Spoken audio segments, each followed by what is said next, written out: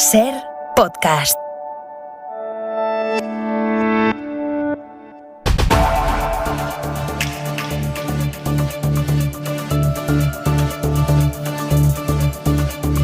La imparcialidad de un magistrado del Tribunal Constitucional es un inexcusable presupuesto para el legítimo ejercicio de las funciones que la Carta Magna les atribuye. Iría incluso más allá. Tan importante como la imparcialidad es la apariencia de imparcialidad. Reivindica la imparcialidad Enrique Arnaldo, el hombre que va a ser magistrado del Tribunal Constitucional, el hombre que figura en el sumario de la Lezo, maniobrando con Ignacio González para colocar a un fiscal general que consideraran bueno. El hombre que estuvo imputado en el caso Palma Arena por un supuesto soborno que se terminó archivando. El hombre que le escribió un email a Jaume Matas diciéndole «Cuéntame lo de Panamá». El hombre que hizo negocios con el testaferro confeso de Zaplana. El hombre que a través de su bufete facturó 979.000 euros a administraciones públicas gobernadas por el PP.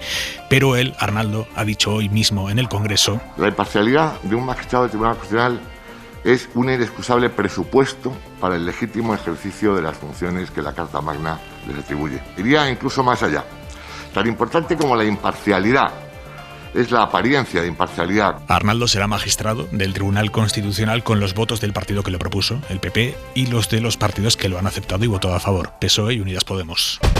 Vamos ahora con los detalles de lo que ha sucedido hoy en el Congreso cuando se estudiaba la idoneidad de Arnaldo, también cómo se ha vivido el tragarse este sapo dentro de los partidos del gobierno de coalición. Pero antes, en el propio gobierno de coalición, PSOE y Unidas Podemos han pactado hoy entre ellos cumplir con lo que ellos mismos firmaron en el acuerdo de coalición, derogar la reforma laboral del año 2012. Y habrá quien se pregunte, ¿dónde está la noticia si eso es lo que ya pactaron ellos mismos? Pues en que las dos partes llevan toda la legislatura reconociendo, no tanto en público, pero sí en privado y en determinadas entrevistas, que derogación como tal no puede haber, que no se puede volver a la legislación laboral que había antes de la reforma del PP, que lo que hay que hacer es cambiar los puntos más lesivos para los trabajadores. Pero el concepto fetiche de la derogación ha vuelto hoy al diccionario del gobierno. El presidente Pedro Sánchez lo ha acordado con las vicepresidentas Nadia Calviño y Yolanda Díaz en una reunión a mediodía.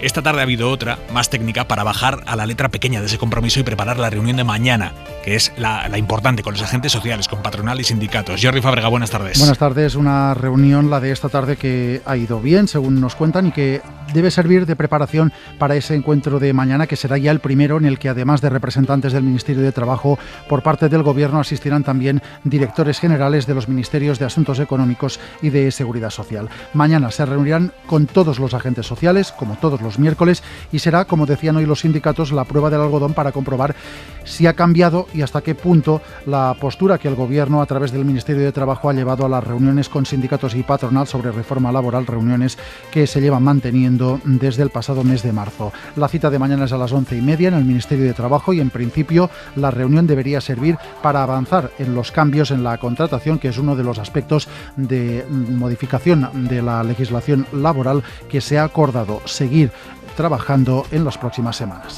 Previsión del tiempo, Jordi Carbo, buenas tardes. Tiempo otoñal las próximas horas en todo el país. El viento es el elemento que más se va a notar, especial precaución cerca del Mediterráneo y en el Valle del Ebro, rachas de más de 80 km por hora, y la lluvia se irá extendiendo prácticamente por toda la península. Los chubascos más intensos en el Cantábrico, no esperamos demasiada agua cerca del Mediterráneo y en Canarias, y las temperaturas irán bajando, de manera que mañana va a hacer bastante más frío que hoy a primeras horas. Durante la tarde el ambiente será fresco, incluso al sol, además con viento fuerte que puede acentuar esta sensación. Y a partir de 1:30 empieza Carrusel Deportivo. Jesús Gallego, buenas tardes. Buenas tardes, con 3 partidos para los equipos españoles. El Barcelona juega en la cancha del Dinamo de Kiev. Novedades en la alineación del Barça.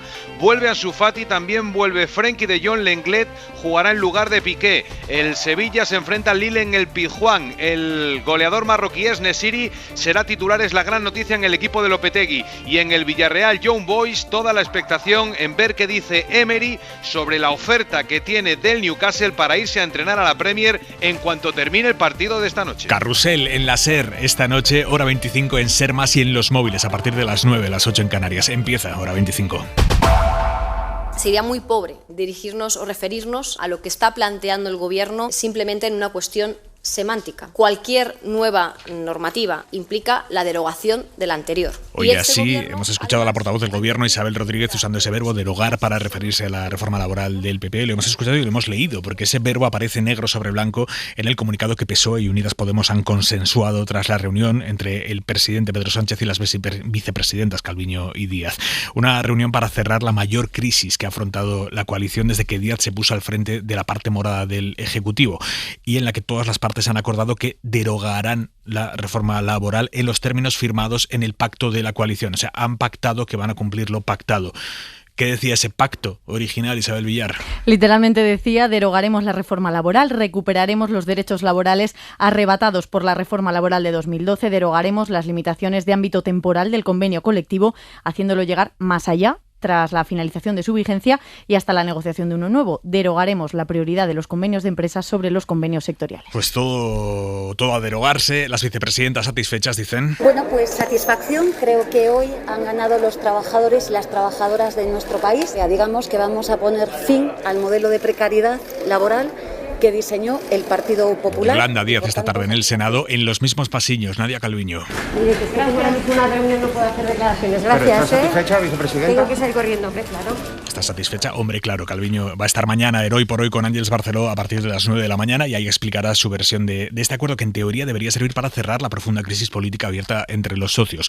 ¿Se ha cerrado definitivamente? No, aún podemos ver réplicas del terremoto cuando los socios bajen al detalle. Javier Carrera, buenas tardes. A priori se da por cerrada, sí, al menos las líneas maestras de la legislación. Otra cosa serán los detalles que tendrán que debatirse con los agentes sociales, fijando antes una posición común, y es ahí donde surgen dudas porque hay en el Gobierno quien cree que todavía vendrán curvas. De momento, hoy la satisfacción de Yolanda Díaz era evidente. En su entorno remiten al comunicado, ahí aparecen las referencias que buscaba la vicepresidenta a la derogación, al acuerdo de investidura y a las conversaciones previas. También menciones a la temporalidad, a la subcontratación y al reequilibrio de la negociación colectiva, y mientras el ala socialista se reivindica recordando que lo acordado es lo que siempre ha defendido el presidente Pedro Sánchez. En el PSOE ponen en valor la modernización del sistema laboral y la necesidad de contar con todas las opiniones en esta recta final. La sangre no ha llegado al río, eso repiten desde Moncloa. En ambos lados se muestran convencidos de que habrá derogación antes de fin de año,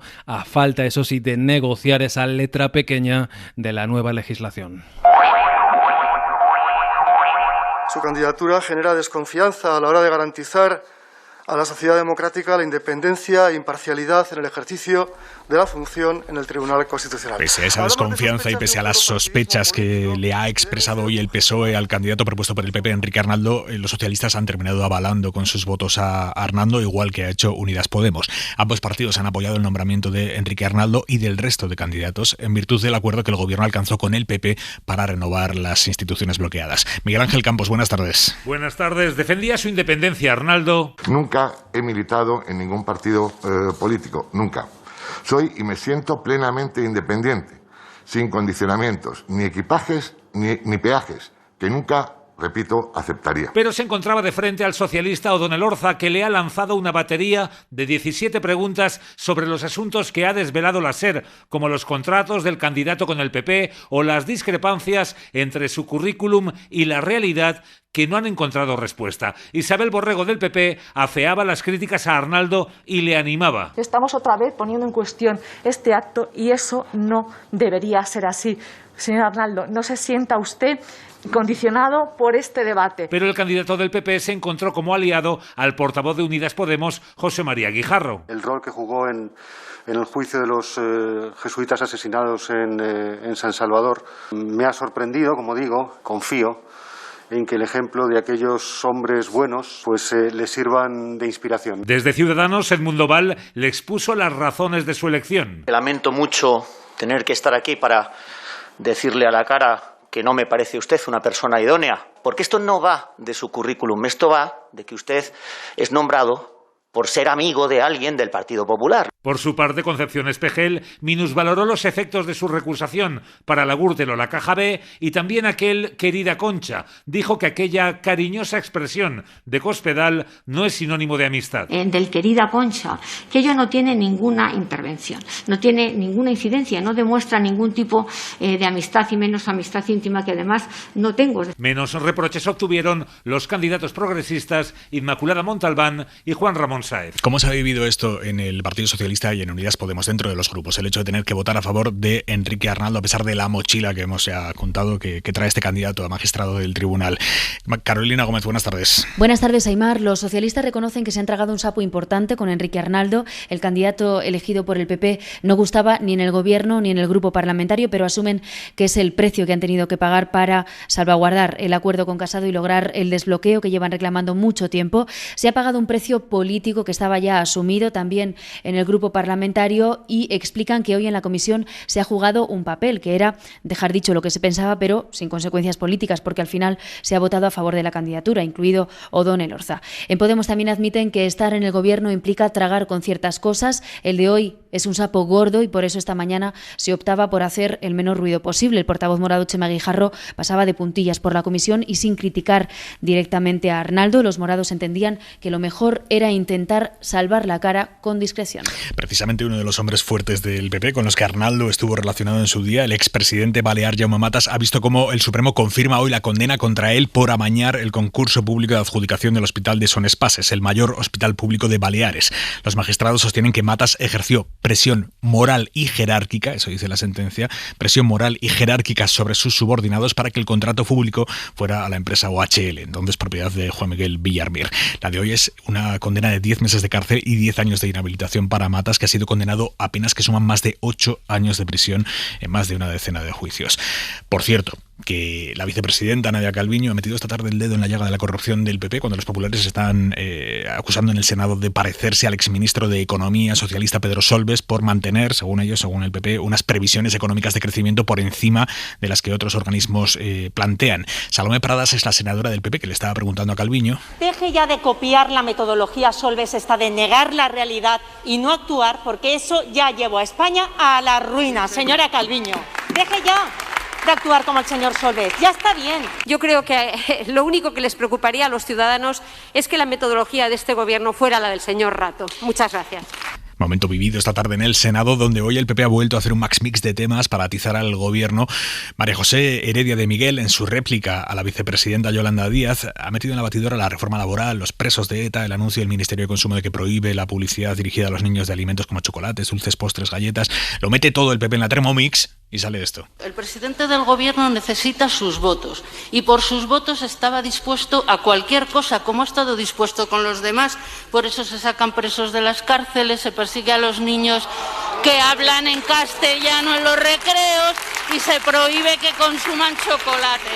Y por eso a usted se le permitió que firmara el acuerdo PSOE-Podemos-Bildu de derogación íntegra. La labor de oposición del PP está quedando eclipsada por su tremenda bronca interna a cuenta del liderazgo de los populares en Madrid, a cuenta del liderazgo de los populares en sí. Les venimos contando cómo Isabel Díaz Ayuso, que aspira de momento a presidir el PP de Madrid, quiere adelantar el Congreso Regional desde el que en teoría saldría elegida presidenta, y Génova se niega a ese adelanto. Y la tensión ha llegado a tal nivel que cargos del PP reconocen a la SER que entre Pablo Casado e Isabel Díaz Ayuso, que Casado eligió a Ayuso en su día, fue él quien apostó por ella, pero cargos del PP reconocen a la SER que entre Pablo Casado y Isabel Díaz Ayuso se ha roto todo ya. Mariela Rubio, buenas tardes. ¿Qué tal? Buenas tardes. Así es, las tensiones de la última semana por los movimientos de Ayuso para adelantar el Congreso del PP de Madrid han llevado al límite su relación con Pablo Casado. Podrán fingir y habrá acuerdos, pero jamás volverá a haber confianza. Es la frase que pronuncia en privado un importante dirigente popular. En los últimos días no ha habido conversaciones Ayuso-Casado, a pesar de que la Puerta del Sol sostiene que mantienen una comunicación fluida. En este contexto, en las filas del PP crece el convencimiento de que si todo sigue así, si no hay pacto con Génova para una lista de consenso, finalmente puede haber dos listas distintas para presidir el PP de Madrid. De ahí que todas las miradas vuelvan a dirigirse al alcalde de la capital, a Martínez Almeida, como potencial rival. Tanto él como la presidenta Ayuso se pronunciaban hoy en estos términos. Las decisiones que tenga que tomar serán en el momento que corresponda, que es cuando se convoque el Congreso. Como no puede ser de otra manera. No toca hablar. Y lo que tengo claro es que somos dos compañeros de partido, que nos entendemos, que nos respaldamos y le aseguro que es lo que vamos a seguir haciendo. Desde Génova trasladan el mensaje de que Ayuso no puede dar nada por sentado.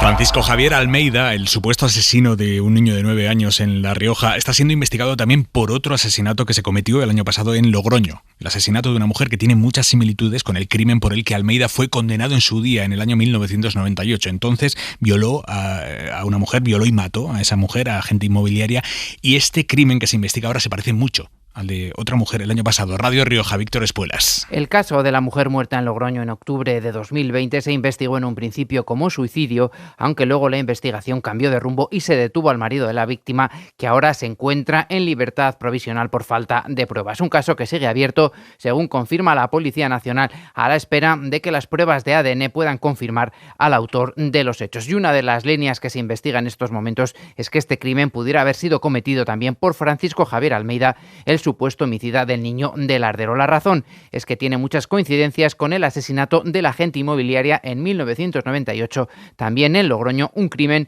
por el que este hombre de 54 años fue condenado a 30 años de cárcel. Desde el domingo permanece en la cárcel de Logroño sin fianza, tal y como ha decretado la jueza. Y en Barcelona, un juez ha absuelto al fotoperiodista del País, Albert García, al que la Fiscalía acusaba de dar un empujón a un policía antidisturbios y provocarle una herida en un dedo durante las protestas tras la sentencia del Procés en 2019. La Fiscalía pedía para Albert García una multa de 4.800 euros por un delito de atentado contra la autoridad. Él mismo y todos los demás periodistas que estaban allí siempre han negado que García agrediera a ningún policía, y efectivamente el juez ha absuelto al fotoperiodista del País. Dice de hecho el juez que fue al revés. El policía agarró al fotoperiodista que iba debidamente acreditado. Falta poco más de un mes para la Navidad, época de consumo por excelencia. Siguen acumulándose las noticias sobre la tormenta perfecta que atraviesa la industria mundial, en el que los cuellos de botella y los problemas de suministro se mezclan con la falta de chips.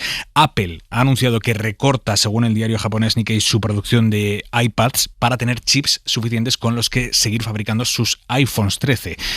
Y un problema de suministro que está afectando también a la industria del libro. Se lo estamos contando hoy en la cadena SER. El precio del papel ha subido y está provocando que varias editoriales retrasen sus lanzamientos y que aumente el coste de imprimir los libros. Pepa Blanes. Ahora mismo hay un atasco en las imprentas debido a la fuerte demanda de impresión de libros. Eso ha producido un sobrecoste en el precio del papel. En un momento en el que hay un desajuste importante entre la oferta y la demanda, que creemos que es coyuntural. Explica a la SER Patrici Tixis, director de comunicación corporativa del Grupo Planeta y presidente del gremio de editores en Cataluña. Se está obligando a todas las editoriales a planificar la producción adaptándonos a esta situación. La falta de containers y la capacidad de las navieras está haciendo que el precio de las importaciones sea abusivo, señalan desde editoriales como Norma.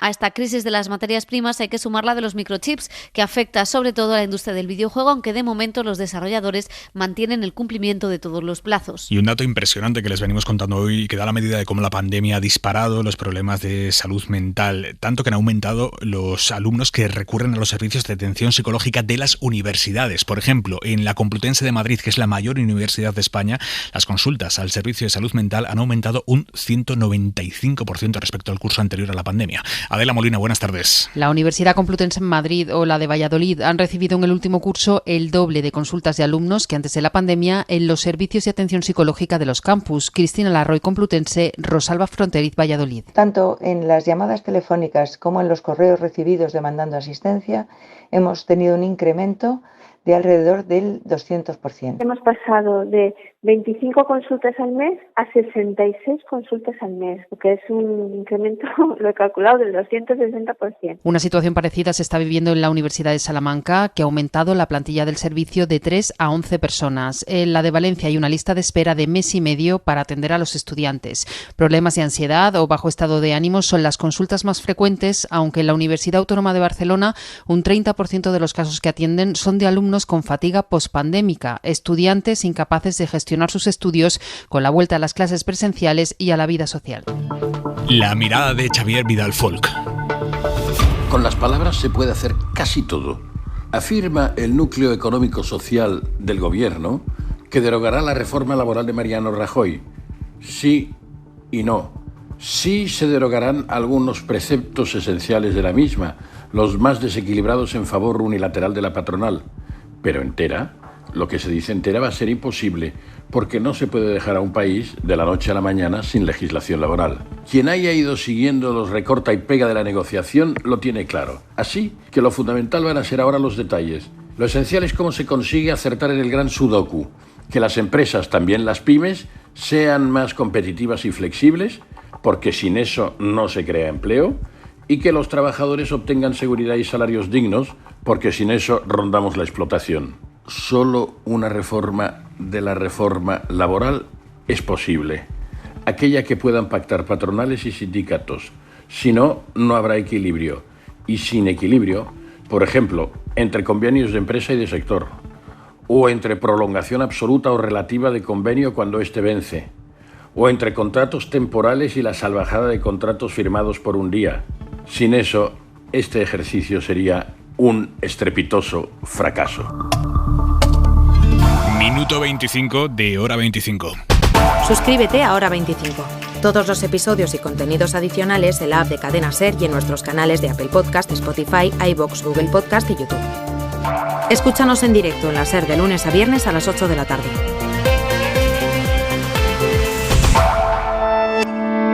Cadena SER. La radio.